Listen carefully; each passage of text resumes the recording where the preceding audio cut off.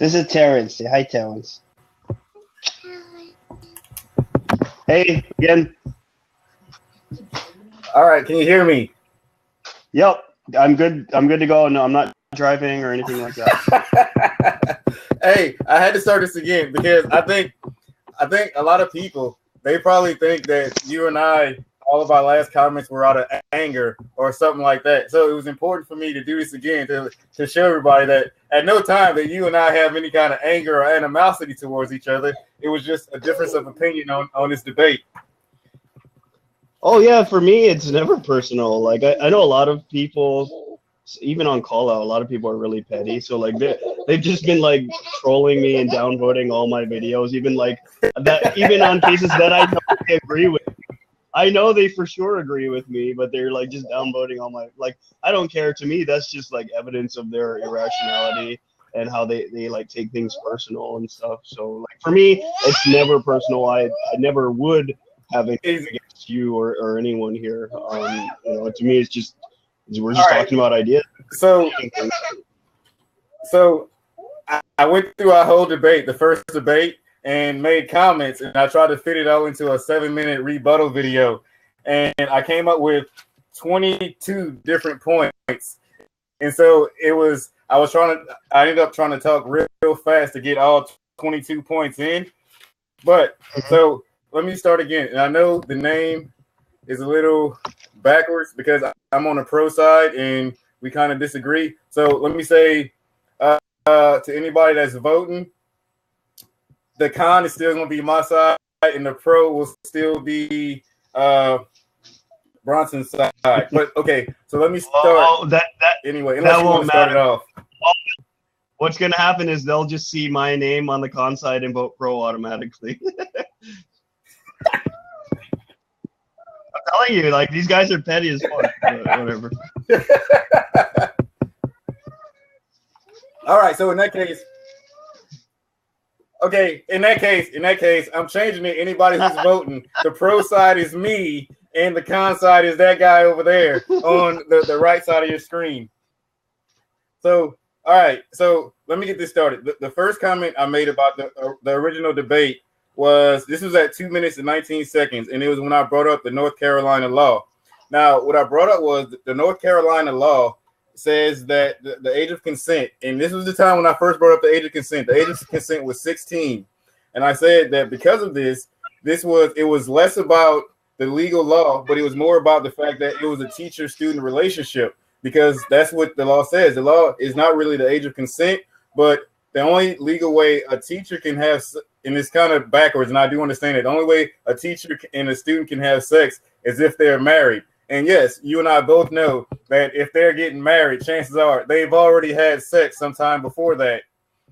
But it was less about that. And then at 4 minutes 48, I brought up by the age of 18, a person should be mentally mature enough to take care of themselves. And that was the whole point of when I brought up the age of consent. It was that the age of consent was created not as some kind of super duper, oh, you know what, at 18, they are now doing this, because you were bringing up the fact that what's the difference between 17 and 18? What's the difference between 18 and 19? It was that 18, yes, you can say it's an arbitrary age, but it was created because by the age of 18, you would expect that a person has matured physically, matured emotionally, physically, mentally, and emotionally by the age of 18, and that's what it was, and that's what the age of consent means to me. Would that not be and true also on top 17? of that, that's still. And why? I'm sorry. Say that one more time.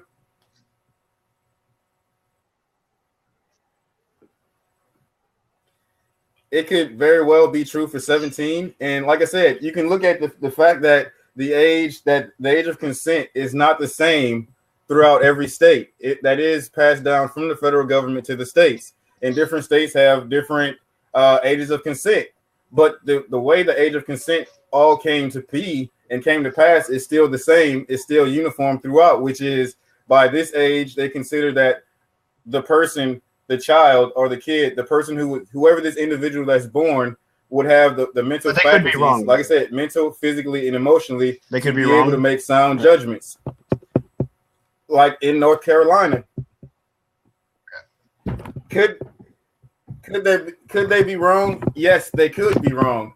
But however, it's important that there is some within that state, that legislation, that state legislation, that there is some kind of level. Because if you do not have a level, if you do not have a ruler, a standard, a measure, then you get 18-year-old men saying, "Hey, there's no law." Okay, You know but what? saying I that find there this should be a 12-year-old line attractive, doesn't so I'm going to have sex magically with this lead to it should 12-year-old. be 18. You know, I mean, what if we start saying that you're an adult when you're 16? What's the issue with that?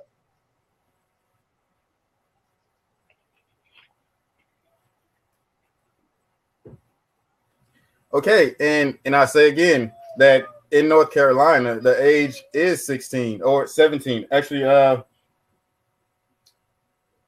it's either 16 or 17. Either way, yes. And like I said, it is that state created this ruler of, at this level right here, this person is physically, mentally, and emotionally able to make sound decisions. So yeah, in some states it is 16. In some states I'm sure Hang it's on a 17. second. Whether or In some not states someone I'm sure should it's be 18. locked in a But cage it's according to that should state. depend entirely on whether or not the law says that you should be locked in a cage, independent of morality.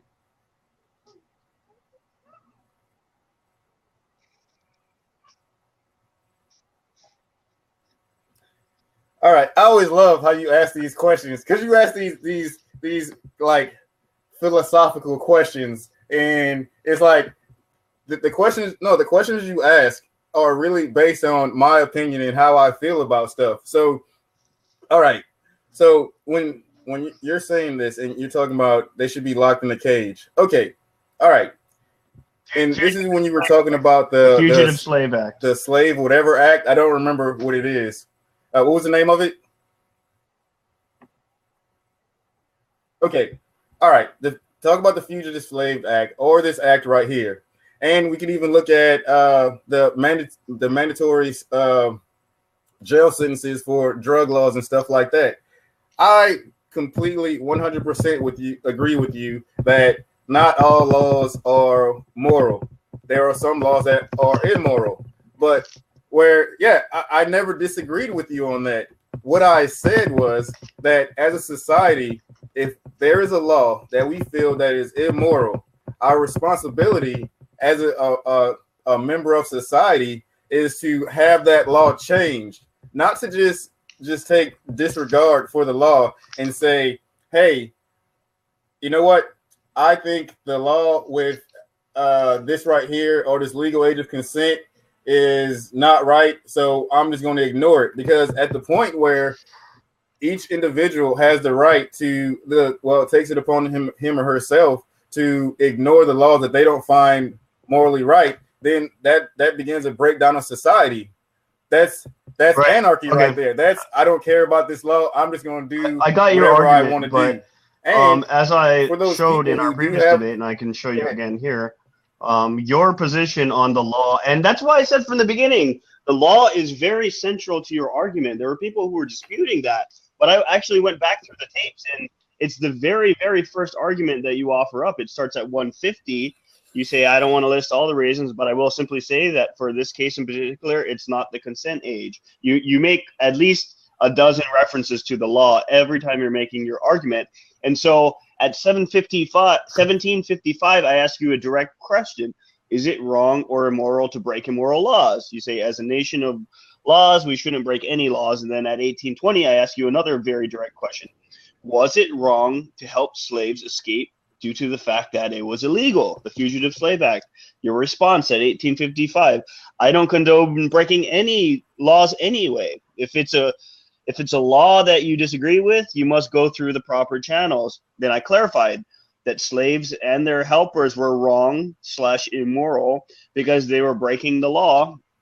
Your response to that at 2020, if the law is wrong, you have to change it. Society can't just break laws they disagree with. And then you go on to say the law says it's illegal. Therefore, apparently, it was immoral to help slaves escape from their owners. And that's, to me, the biggest problem with your moral philosophy, is that, that we should never, under any circumstances, break immoral laws, and it's always wrong to break the law. as an anarchist, I actually am an anarchist, so it's funny you say that. I categorically reject that. You know, to me, it's okay to break immoral laws. If I see a slave that's escaping, you know, from his master, and you know, and I decide I want to take upon the risk of breaking the law, to me, that's a morally righteous action. Even though it's illegal, it's totally moral. Okay, and what else? Okay, and my thing with that is at the point where, okay, so let's take Bronson for example. Okay, so Bronson feels that whatever this law is, whatever it is, we'll just say whatever. I'm going to go extreme. Let's say Bronson takes it as murdering people is though it is illegal, it is morally right. At the point where Bronson decides that he's the judge, executioner, he's the president, he's the Supreme Court, and all that, man, that society breaks down. And I'll go to prohibition. Now, you remember prohibition, and alcohol was legal, then it was illegal, then it was legal again. When prohibition, when it was illegal to have alcohol, yes, you know, and everybody's seen the movie The Untouchables and everything else. People still decided that this was immoral, and they were going to serve alcohol, going to ground and have alcohol. Was that immoral? Regardless, to drink alcohol during prohibition? At some point, people decided.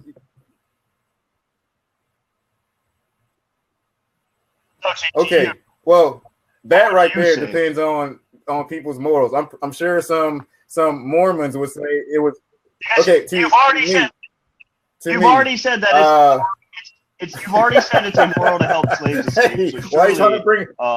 You know, saying that it's immoral to drink if it's illegal is not that big of a stretch from that position.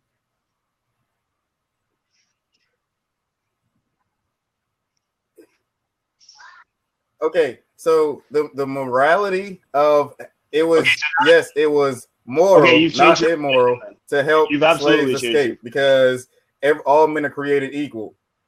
It is no. I said it was illegal. Man, I just got a flash flood warning, so I'll let you know if my house starts flooding over here. But it is moral. Yes, it is moral to help slaves escape.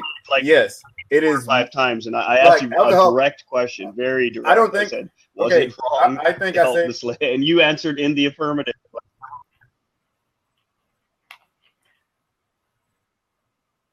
Okay, now, wrong is something completely different. Now, there's this is twofold. We're always talking because remember at the beginning I said what is law and what is moral are not always the same thing, and so legally it is wrong to help slaves escape when the law says it's not. Yes, it is moral to help them because you feel that they are being treated unfairly. They are not mutually the same. But what I'm saying is, as a society, the same thing with prohibition, the same thing with marijuana, at the point you feel that the laws are wrong and are not morally correct, it is our job to change the law, not ignore the law. But what I brought up with this case of this 25-year-old teacher and the 16-year-old student, real quick, it is still both law is not relevant immoral to morality. Why do you keep illegal. making like you've made at least a dozen references to the law? The law is very central to your argument. In fact, it's so central that it led you down the path of saying that it's immoral and wrong to help slaves escape slavery. That's how.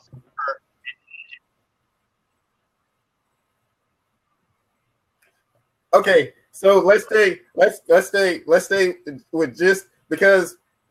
All right, let's go strictly, and I'm at 30 minutes. I'm gonna write this down. At 30 minutes and 36 seconds, I say past the let's legal go argument because you made moral versus immoral. I mean, I've wrote down all the timestamps. You continuously made reference to the law. It was always central to your argument, even to the very end. We could go to 44:30, where you reaffirmed the fact that the law and legality is very central to your moral argument. So if we can move past that, I'd be very happy. But to me, yes, because to me it wasn't central to my argument. Central to my argument was the fact that it's a 26-year-old teacher and a 16-year-old student. To me, that was the center of my argument. Good. It has, let's take away the word legal completely. And I'll say this. A 26-year-old teacher and a 16-year-old student, okay, they are at two completely different levels. What about in every single way? Emotionally, mentally, and physically. No. What about a 16-year-old and a 25-year-old? A 16-year-old and a 17-year-old, or a 17-year-old and a 26-year-old? Two of the victims were they were 17. So surely you should have a position on that. All right. Is that wrong? Is it morally wrong?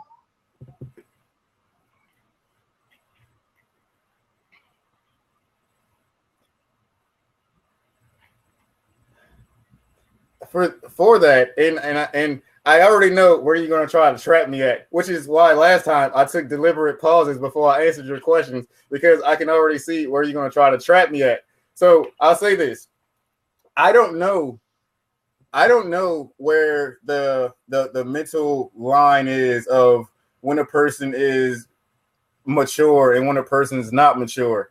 So I don't know. I'm not a psychiatrist or a therapist, so I can't really say 16 or 17. But I'll say this: the teacher-student dynamic is a different dynamic altogether.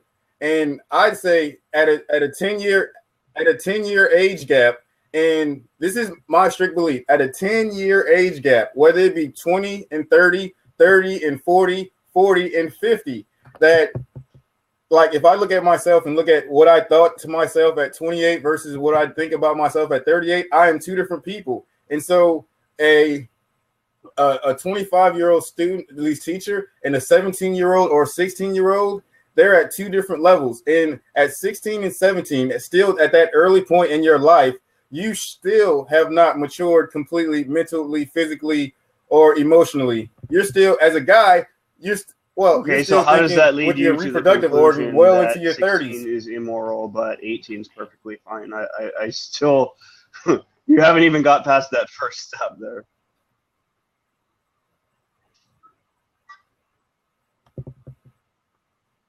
Okay, all right. So let me go back, and for this, I brought up my children and I brought up my kids. And what I said was, I have kids, 6 kids that range from 6 to 19. All right. And I know at the age of 14, 15, 16, 17, something like that, around that age is the age of puberty. Around that age is the level of when who's not done with puberty thinking, by 17? I'm like, too big. What percentage of the population would you estimate that to be? I would say probably less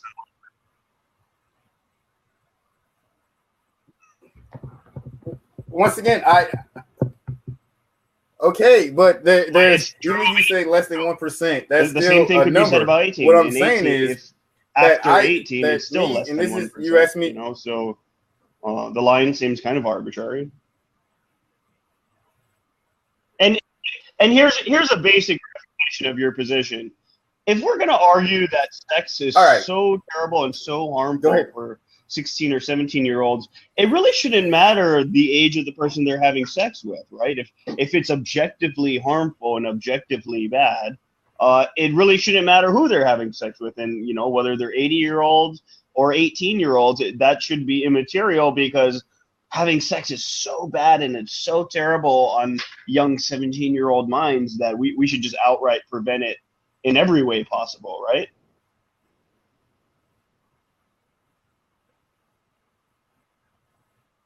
Dude, Bronson, I try to prevent as a parent. Yes, dude, I completely 1000% try to keep my kids from having sex all the way through. Man, if it was up to me, I would still, my daughter that's 19, and you know what? I'm going to send her this link after this. I would still try to keep my 19-year-old from having sex. And that's because to open up the door of sex, man, I'm telling you, at that age, you're still thinking with hormones and stuff like that. You're not making sound judgments. And yes, I don't think that all 25-year-old, 30-year-olds have figured it out yet either. But it is far worse the younger you it is far worse the younger you get in age. The younger you get in age, 17, 16, 15, 14, 13, it gets worse as far as being able to think. But you have no real basis in which to draw the line without your emotions because and hormones absolutely taking everything over. you're saying could equally apply to drawing the line at 17. And because the age of consent is 16, we're already saying that it's really not that bad for 16 and 17-year-olds to have sex. Otherwise, that wouldn't be the age of consent. So apparently, it's not that big of a deal, and it's not that harmful, or else otherwise it probably wouldn't be legal. But somehow, magically, it becomes ultra super harmful when their partner is of a certain age, which doesn't make any sense to me.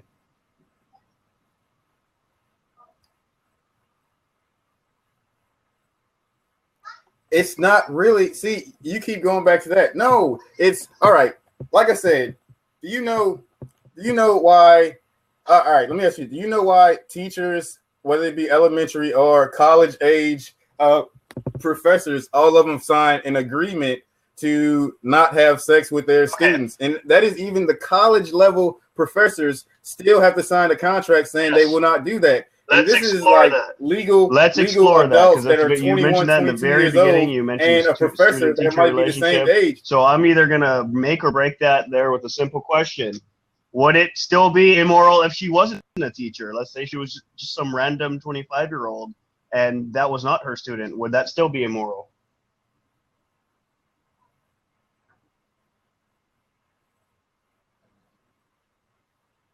Okay, so it's okay. If it was not the cool. student-teacher So relationship, 25-year-olds can have it sex would not with be 16-year-olds immoral. so long as they're not The same teachers. way. Okay, so it is. It is okay. No, that is so. It really doesn't immoral. matter. It really doesn't matter if they're teachers or students. To me, or not, that because is you still just said immoral. it's still immoral no matter what. So that's irrelevant. But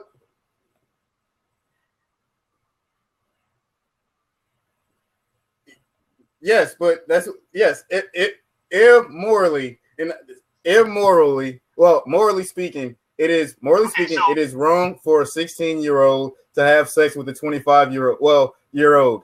It is also immoral for a 16-year-old student You've to already have sex with it's a 25-year-old teacher. Case, in 100% of the cases, whether or not they're a student or a teacher is totally irrelevant, because in 100% of the cases, it's always wrong according to you. So that is quite literally irrelevant.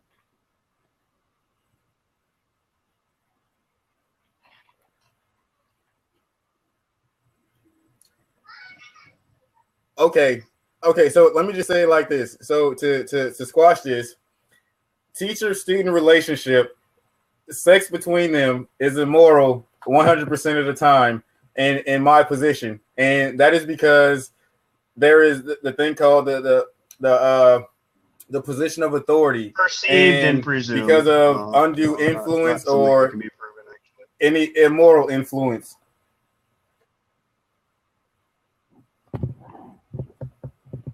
I mean, because I've met a lot of very I'll give you that. Teachers in my life, especially the ones that are having sex with students. It's not clear to me that they actually are perceived as authority figures with some kind of moral authority by the students. Many of them kind of see them as equals, really. Otherwise, they probably wouldn't be fucking them.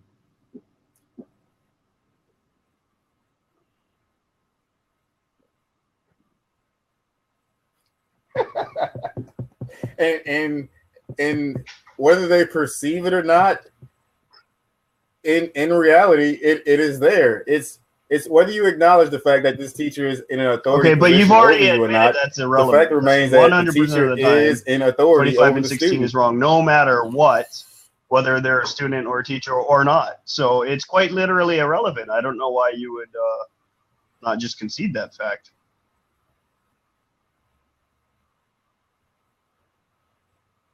Okay. So all right. So let me ask you this: at 20 minutes and 28 seconds. So what is your argument for why this woman, this 25-year-old teacher, should So not go I'll to explain jail my for basic having moral sex with her framework. 'Cause as you 16-year-old explained to students. me, your What is your moral reason framework for it in that the she last shouldn't? debate, law essentially, law carries moral weight. So I categorically reject that outright. I do something that's called the presumption of liberty, and that is to say everything should be allowed unless there's an actual objective reason why it shouldn't be allowed. So I don't feel compelled to prove why I should have the right to wear a gray shirt with blue stripes. I don't feel like to me, liberty is automatically presumed.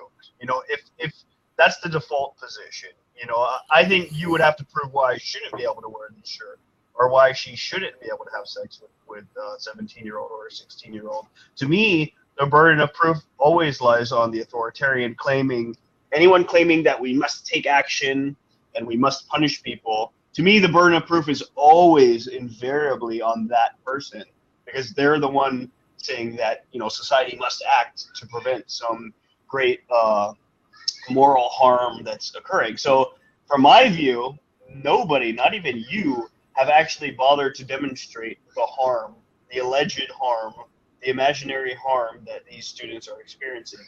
The two 17-year-old boys and the one 16-year-old boy. Nobody, as far as I know, has even bothered to show that they were harmed. So there's no actual victim, as far as I can tell.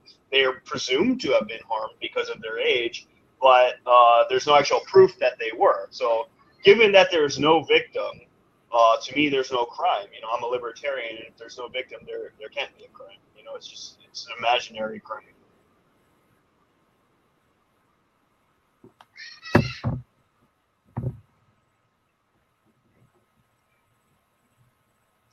All right.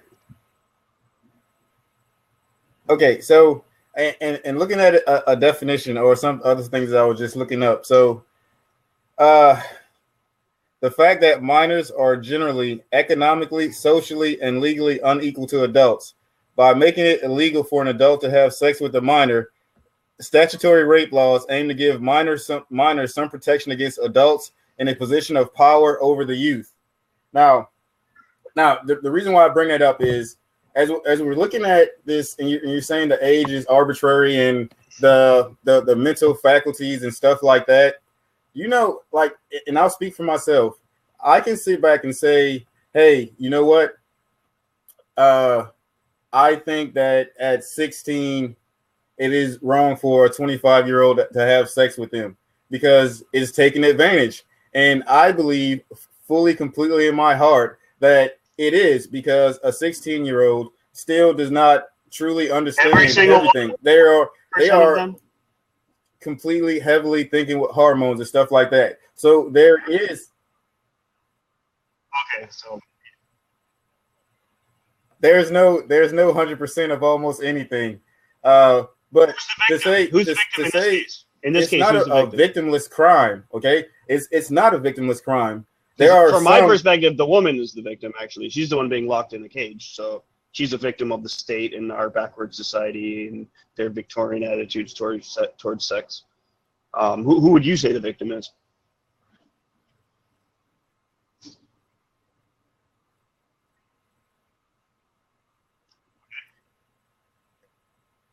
You already know who I'm going to say the victim is. I think the victim is a 16-year-old. Just like I think the victim was a 15-year-old if it was a 15-year-old.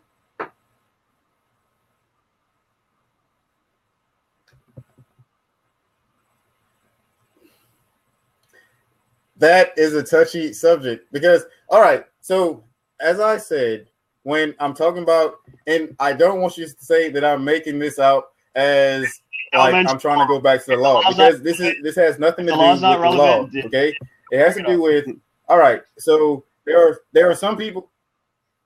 No, because it's not. Because it's not the law. It's okay. So teenagers span from 14 to really 19. That's the span of teenagers. Okay, so we need to make some kind of bar to say, all right, at this point right here, I believe a person is physically, mentally, emotionally, and are able to make sound decisions for themselves. All right. I believe that. That depends on the state. Listen. Like, I don't have it's all either the right answers. or it's wrong. I think you it is say, a matter well, it's of right the in people, this state the because people. they happen to be in this geographic area, but it's wrong over here. That makes no sense. You're just simply making a reference to the law again. So the law is still carrying moral.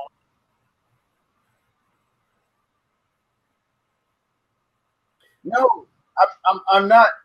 Listen, I'm merely saying that society, the people, in order to protect the innocence of children, there has to be some kind of metric to judge when a person is But why not physically, 16 mentally, then? and You've already emotionally said that. So able I'm saying, to make okay, that decisions could be for true and it themselves. could be 16. The best way to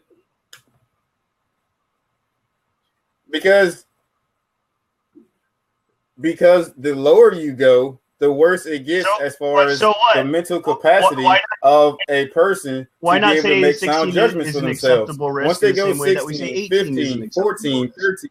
You know, we're accepting the fact that some 18-year-olds do not meet that description.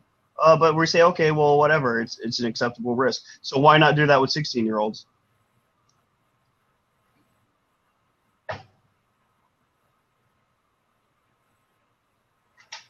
Because the lower, as I said, the lower you get in age, the more the let's say I agree. So instead of 12, it should be 16. The pubescent phase, the lower you go, the worse it gets. See, what you're doing here is saying, well, no, because the law is already 18, we shouldn't go lower because that would be increasing risk. But you've already accepted risk by putting it at 18 in the first place. So you have no reference in which to say that 16 is too much of a risk. So I could say, well, yeah, I agree. 10 is probably too much of a risk. So let's increase it to 16.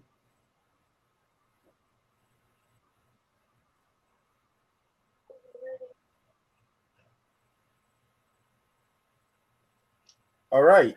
And if in just for the record, you brought up the law that time.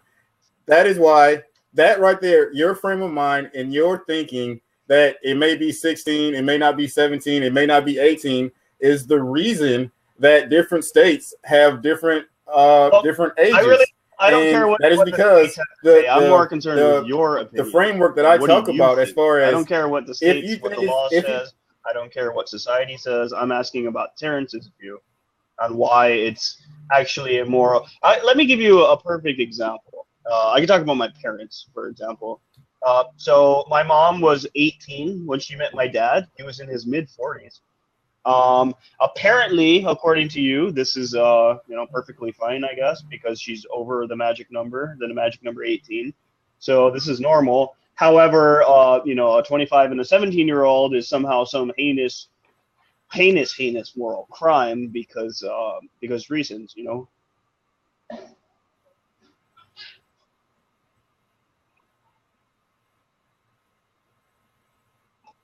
Yes, because of like I said, what you're discounting, I feel like you're discounting it over and over again, is the mental state of a person that's 16 years old and 15-year-old and 14 years old. It's the lower you, as we said, the lower you get in age, say that about an 18-year-old. The less mature, I'll say mature, the less mature the individual is. Yes, you could. You very much could. I completely agree with you. Yes, and if you were to ask me what I think a good age for a person being able to mentally make these sound decisions, I think it would be 18. Now, and that is based off of life experiences whatsoever. That's more based off life experiences than anything else. Somebody was actually harmed in some way, or is that just a belief that you have independent of the evidence?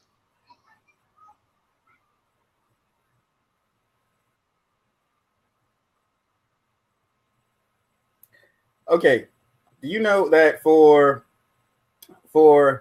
let's say can we stick to person that is 26 having sex with a 14-year-old, the 14-year-old may not understand what is I am I'm making a point.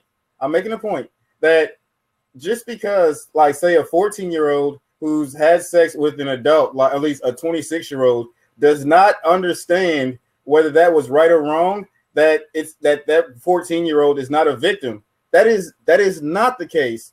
The case is that there are those who are mentally, physically, emotionally not as mature as others and may not understand that they were taken advantage of. So that's why this is to take care of the victims. Okay, so who's the victim? Whether he knows it or not that he is a victim, provided he a is a single victim. shred of evidence that there's no victimless victim. crimes. There's a hypothetical victim. There's a presumed victim, but you have not even shown who was actually harmed in this scenario. You've not shown that any of these three boys, either the two 17-year-olds or the 16-year-old, were actually harmed by having sex with this woman. Where's the harm?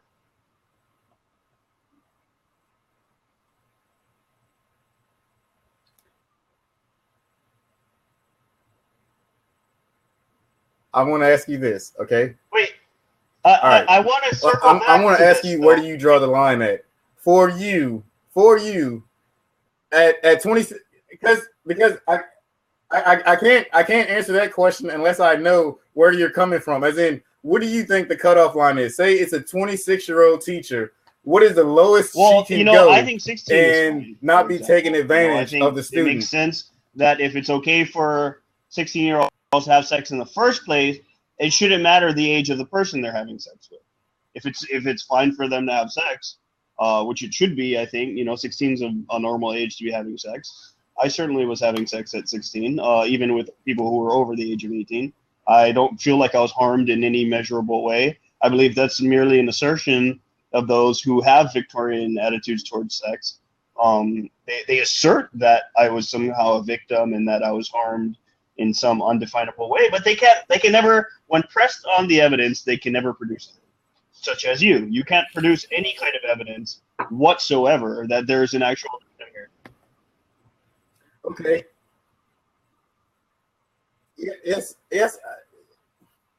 Yes, and I don't know how it's like I'm saying this, but sometimes I feel like you're not hearing it. Okay, so you said 16, and in North Carolina, it is acceptable for a 16-year-old to have sex with a person, but it throws. You have to add in the dynamic that this is the teacher. It's always wrong. The teacher with having 16, sex with the student, no matter what. So it's literally. Okay, and on top of that, the 16-year-old and the 17-year-olds, just because they don't acknowledge themselves as a victim does not mean that it is a victimless crime. It doesn't mean that they're not the victim, because like I said, an actual victim, there may be some people in some measurable way. Skepticism is the default position. If you claim something exists, as I said, I need to see evidence for that. And it's okay for me to doubt and not believe in whatever you claim to exist until you show me that it actually does exist. And you can't do that. You cannot produce any kind of evidence whatsoever to show that there's an actual victim here and that somebody has been harmed or suffered, aside from the woman being locked in a cage, of course.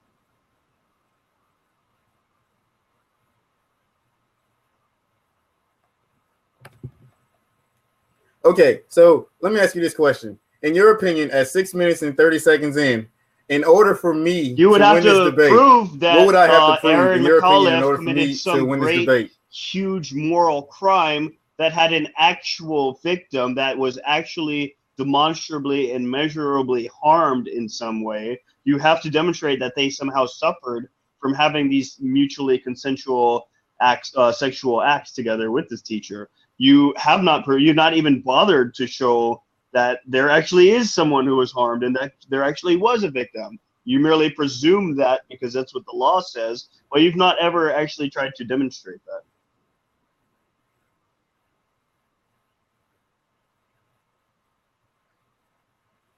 Well, some of this is going to be hard. And the reason why is because right now, you and I have two different mentalities. Like, to me, it is when you ask who's the victim, I think a 25-year-old having sex with a 16-year-old student is taking advantage of them, which makes them the victim. You, however, think that there is completely 100% nothing wrong with the 26, 25-year-old student. I'm sorry, teacher having sex with a 16-year-old student. So if that's the case, nothing I will ever say will make that you can't produce any kind of evidence of harm, because I would.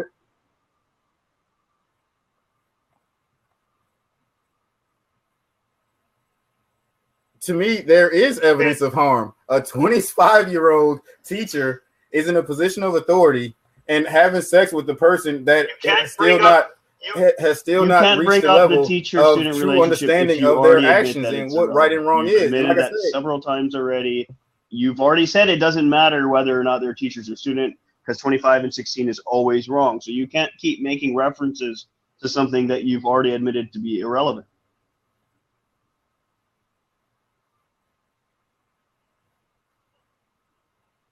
That says you though, but it's irrelevant in the fact that I consider it to be immoral. But you admit that even if she wasn't a teacher, it would still be wrong. So quite literally, to have it's sex irrelevant, with a student. Right?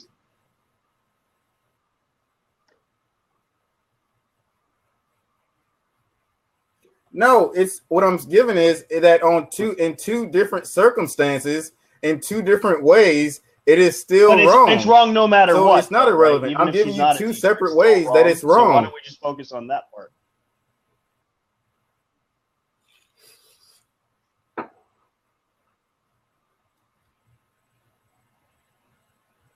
I really don't understand that point right there. So how can you pick and choose which facts to focus on? It's immoral. If 25.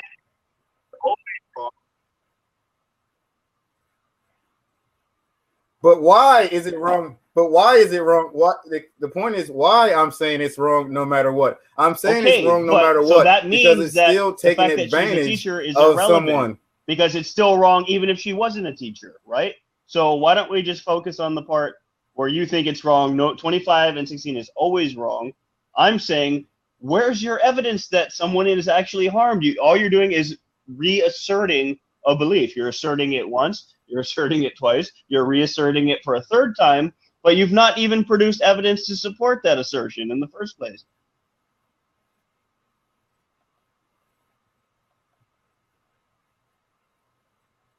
Because a 16-year-old, and you said yourself that you think 16-year-old is the age, well, I'll say the age of consent, which means that you understand that there's a difference between like 15, 14, 13, 12, and 16. You said yourself that you understand that there's a line at 16 and 15. So that means I'm perfectly well within my rights to say I understand the difference between 17 and 18. And the line that I draw at 16 is that at 16, I consider the person still not physically, mentally, emotionally mature enough to make these decisions of their own. The same way that you've not produced evidence of that line exists between 15 and 16. You keep asserting that.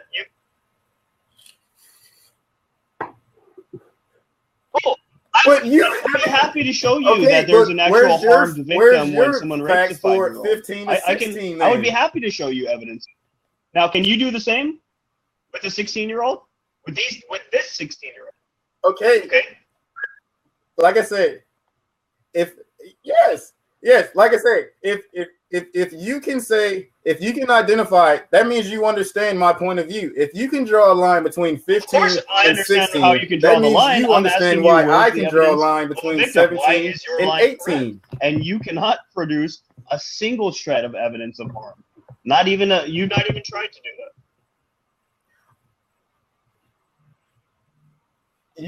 You said when we talked about puberty and the pubescent stages, you said to yourself that there are still some people at 15 and 16 that's still going through puberty, which means that you understand that there are some people 15 and 16.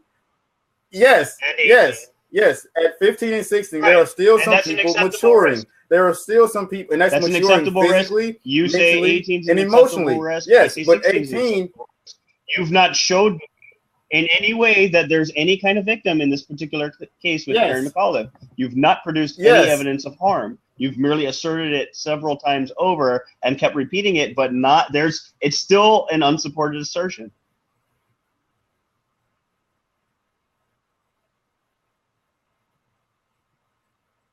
No, no more than your bar of 15 to 16 is just a bad assertion. No, at 16, as I said, you're still how 15 and 16 is different than 16 and 17.